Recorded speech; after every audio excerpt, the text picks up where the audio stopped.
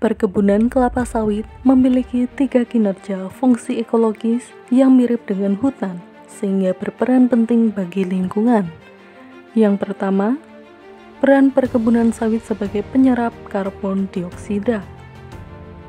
Jika dibandingkan antara kelapa sawit dan hutan dalam kinerja fotosintesis, diketahui bahwa setiap hektar kebun sawit secara neto menyerap sekitar 64,5 ton karbon dioksida setiap tahun dan menghasilkan oksigen sekitar 18,7 ton.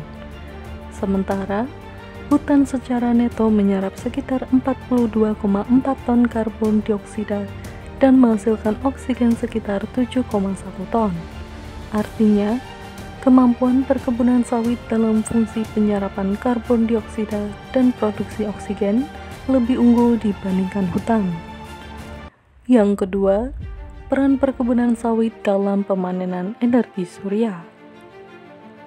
Dalam peran dan kinerja pemanenan energi, kebun sawit lebih unggul dibandingkan hutan, yakni dengan efisiensi konversi energi radiasi 1,7 gram per megajoule, sedangkan efisiensi hutan hanya sebesar 0,9 gram per megajoule. Kebun sawit juga lebih unggul dalam aspek efisiensi fotosintesis, incremental biomass, dan produktivitas bahan kering. Sementara itu, hutan lebih baik dalam penyimpanan energi atau biomass.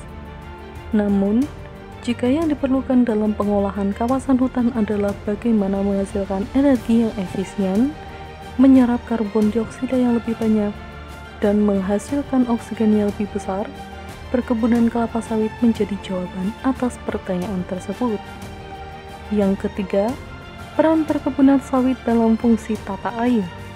Dari sisi fungsi tata air, perkebunan kelapa sawit secara umum memiliki peran yang sama dengan hutan dalam fungsi konservasi dan hidrologis. Perkebunan kelapa sawit memiliki siklus produksi yang cukup panjang, yakni sekitar 25 tahun sejak ditanam sampai replanting. Berarti fungsi konservasi dan hidrologis tersebut berlangsung setidaknya sehingga 25 tahun.